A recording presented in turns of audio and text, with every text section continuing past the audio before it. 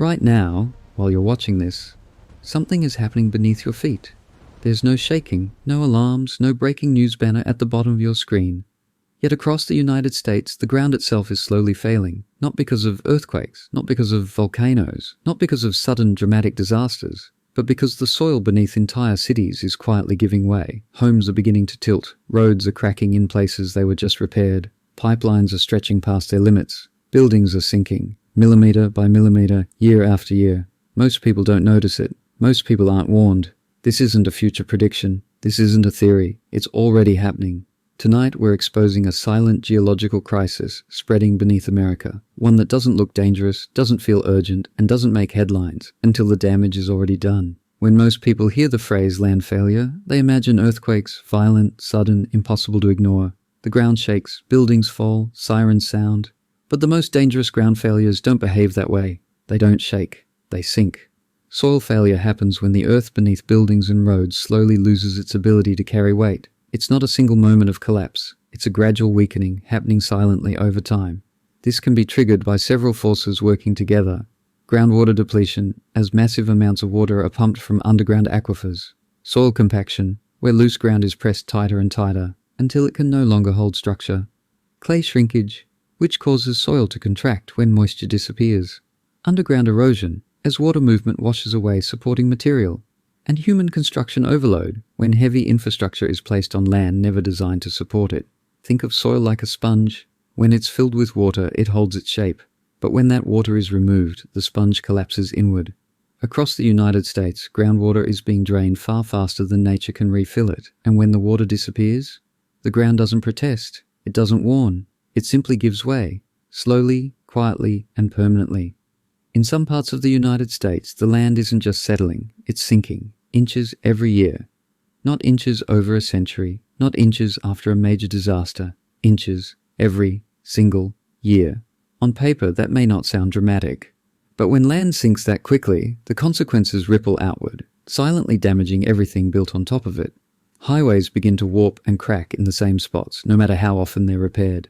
Bridges experience stress they were never designed to handle. Rail systems lose alignment, forcing constant maintenance and speed restrictions. Water and sewage lines stretch, twist, and eventually break. Electrical grids shift just enough to weaken connections. And homes, quietly, begin to fail from the ground up. Unlike earthquakes, sinking land doesn't announce itself. There's no moment of impact. No single day you can point to and say, this is when it happened. It creeps. Cracks appear, get patched, then return.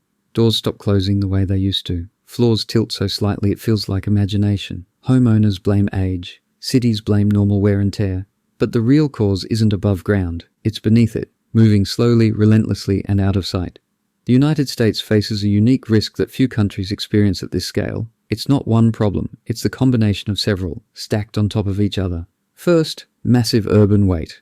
American cities are heavy. Skyscrapers rise dozens of stories into the air. Highways layer concrete over concrete. Beneath it all run miles of water lines, gas pipes, fiber optic cables, and transit tunnels. Much of this infrastructure was built rapidly, often without a deep understanding of long-term soil behavior. In many cases, that weight sits on ground never meant to carry it. Soil compresses, support weakens, the land slowly gives way. Second, overpumped groundwater. Across the country, farms, suburbs, and industries pull enormous volumes of water from underground aquifers, far faster than nature can replace them. This water once helped support the soil structure itself. When it's removed, empty spaces are left behind. Soil collapses inward to fill those gaps. And once that collapse happens, the damage is permanent. Even if water returns, the soil rarely regains its original strength. Third, expanding cities on weak ground. Many major American metro areas were built on materials that are unstable by nature. Clay that swells and shrinks, loose sediment that shifts under pressure, reclaimed wetlands that were never meant to hold cities, and ancient riverbeds shaped by water, not weight. These locations were chosen for convenience, access, and growth, not geological stability. We didn't build on solid rock, we built where land was cheap, flat, and available. And now, decades later, the ground is reminding us of that decision. Here's the most unsettling truth in this entire story. There is no national warning system for soil failure in the United States. No sirens to wake you up in the night, no emergency alerts on your phone, no countdown clock telling you something beneath your home is changing. Unlike hurricanes, earthquakes, or tornadoes, Sinking land has no official alert category. It doesn't trigger emergency broadcasts. It doesn't shut down cities in a single moment. And because of that, it slips through the cracks of public awareness. Technically, we can see it happening. Satellites orbiting the Earth are capable of detecting land movement down to mere millimeters. Scientists and engineers track subtle changes in elevation across entire regions. The data exists. The evidence is real. But most of that information never reaches the public. It stays buried in technical reports, academic journals, and long-term city planning documents written for specialists, not homeowners. There are no press conferences, no breaking news graphics, no urgent language that forces attention. By the time everyday people notice something is wrong, the damage is already locked in. Foundations have shifted, pipes have warped, drainage patterns have changed. And here's the harsh reality. Most of it cannot be undone. Even more troubling is what happens after the damage appears. Unlike earthquakes or storms, soil failure is rarely covered by standard insurance policies. Many homeowners only discover this after filing a claim, when they're told the damage isn't considered a sudden disaster but a slow geological process.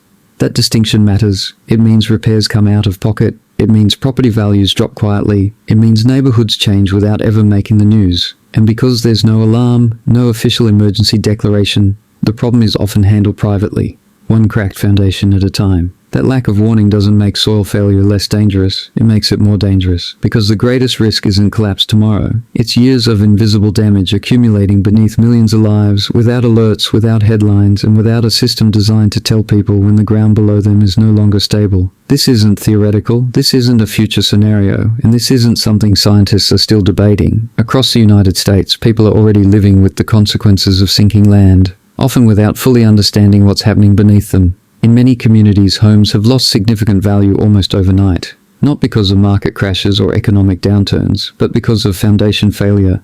Small cracks turn into structural warnings, appraisals drop, buyers walk away, and homeowners are left holding property they can't easily repair, sell, or insure.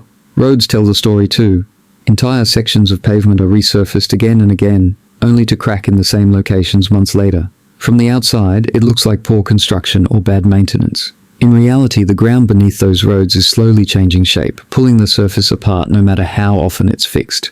Flooding has also become more common and more confusing.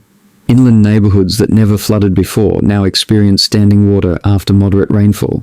That's because when land sinks, it drops below established drainage levels. Stormwater no longer flows away the way it was designed to. It pools, it backs up, and with every flood, the damage compounds.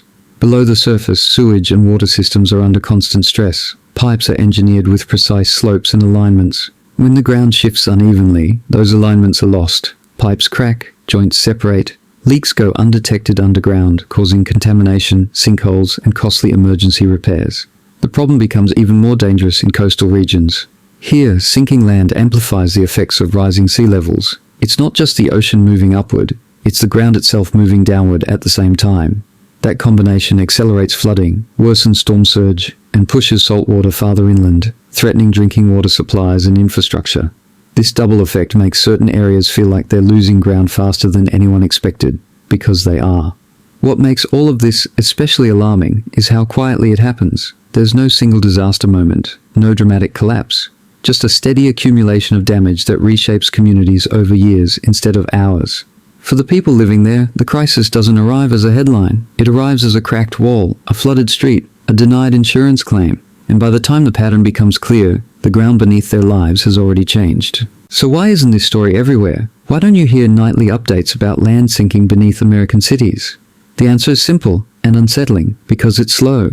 Soil failure doesn't happen in a single moment. It doesn't produce dramatic footage or viral clips. There's no explosion, no collapsing skyline, no instant before and after image that fits neatly into a headline. Slow disasters don't compete well in a fast news cycle. Another reason is politics. Addressing soil failure requires difficult choices that no one wants to make publicly. It means limiting groundwater use, even when farms, industries, and growing suburbs depend on it. It means restricting construction in profitable areas, even when demand for housing is high. And it means spending billions of dollars before a visible disaster forces action. Those decisions are unpopular, they're expensive, and they don't produce immediate wins. So instead, cities patch roads instead of addressing why they keep cracking. Developers continue building because permits are still approved. Homeowners are told the damage is cosmetic or simply part of aging infrastructure. The system rewards short-term fixes. Long-term prevention doesn't make headlines. Delayed consequences don't drive ratings. There's also a deeper issue: responsibility. If soil failure were treated as an urgent national threat, it would raise uncomfortable questions about planning decisions made decades ago, about where cities were built, how resources were used, and who approved it all. That's not a conversation institutions rush to have. So the story stays fragmented, local, technical, easy to ignore, until the damage becomes undeniable, until roads can't be patched anymore, until floods become routine, until homes lose value faster than they can be repaired. By then, the story finally breaks. But at that point, it's no longer a warning, it's a reckoning. Humans are not wired to fear slow threats. We react to explosions, we pay attention to fire, noise, and sudden destruction. But we ignore erosion, we respond instantly to earthquakes, we prepare for hurricanes, we evacuate for storms. Yet when land sinks quietly, without sound or movement, we dismiss it. That's not because people are careless, it's because the human brain is designed to react to immediate danger, not gradual change. Slow disasters don't trigger urgency, they don't create a clear moment to act. Instead, they spread responsibility over time, making it easy to delay decisions and postpone action. One small crack doesn't feel like an emergency, a slightly tilted floor feels manageable, a road repaired twice seems normal, until suddenly it isn't. History shows that the most permanent damage often comes from processes that unfold quietly. By the time warning signs become undeniable, the opportunity to prevent collapse has already passed. Soil failure is especially unforgiving. Once soil compacts or collapses, it cannot simply be reversed. You can't unsink land. You can't restore its original strength. You can only adapt to what's been lost, or abandon it entirely. That's what makes slow disasters so dangerous. They don't announce themselves as emergencies. They wait until emergency is the only option left. If current trends continue, the impact of sinking land won't arrive as a single nationwide crisis. It will arrive in pieces. Infrastructure costs will begin to explode, not because systems suddenly fail, but because they never stop failing. Roads will need constant repair. Bridges will require reinforcement sooner than expected. Water, sewage, and electrical systems will demand ongoing emergency fixes instead of long-term solutions. What was once routine maintenance will turn into a permanent financial drain. Insurance markets will start to retreat. As damage becomes more predictable and more expensive, insurers will quietly adjust. Premiums will rise, coverage will shrink, certain risks will be excluded entirely. In some areas, insurance may become unaffordable or unavailable, long before the public understands why. Property values will destabilize in ways that feel random. Two identical homes on the same street may follow very different paths. One remains stable, the other begins to sink, crack, and flood. Appraisals will fluctuate, buyers will hesitate. Entire neighborhoods may fall into a gray zone where properties are technically livable but financially risky. Flooding will increase far beyond coastlines. As land sinks, areas once safely above drainage levels will drop below them. Stormwater systems will struggle to function. Rain that once drained away will linger. Flood events that used to be rare will become routine, especially inland, where people never expected to face them. And perhaps most concerning of all, cities will not fail dramatically. They will fail quietly. Sections of cities will slowly become harder to maintain, harder to insure, and harder to live in. Services will degrade, repairs will be delayed, investment will shift elsewhere. Over time, these areas may be functionally abandoned, not by evacuation orders but by economics. This won't happen all at once. It will happen unevenly, block by block. One neighborhood will continue to thrive, attracting investment and growth. Another, just a few streets away, will begin to sink, physically and financially. No announcement, no clear dividing line, just a slow, uneven reshaping of where people can safely live and where they can't. If you live in the United States, the most important warnings aren't dramatic. They're subtle. And because they're subtle, they're easy to ignore. One of the earliest signs is cracking, especially cracks that return after being repaired. Hairline fractures in walls or foundations that reopen in the same places are often dismissed as settling or age. But repeated cracking can signal that the ground beneath a structure is slowly shifting. Sloping floors are another quiet indicator. A slight tilt is easy to rationalize. People adjust furniture, they stop noticing. But uneven floors can reflect uneven soil movement below the foundation, movement that doesn't stop on its own. Windows and doors that suddenly stick are often blamed on humidity or temperature changes. Yet when frames shift out of square, it can mean the structure itself is being pulled out of alignment from below.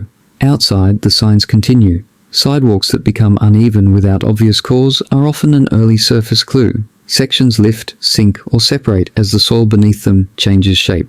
These small changes are often repaired, only to reappear months later. Roads tell an even bigger story. When the same stretch of pavement is resurfaced again and again, the problem usually isn't the asphalt, it's the ground underneath. Repeated repairs in the same locations often indicate ongoing subsidence rather than construction failure. These aren't cosmetic problems, they're geological signals. Individually, each sign is easy to dismiss. Together they form a pattern, one that points below the surface. The danger isn't noticing one crack, the danger is ignoring the pattern. Because when the ground is slowly failing, the earliest warnings are quiet.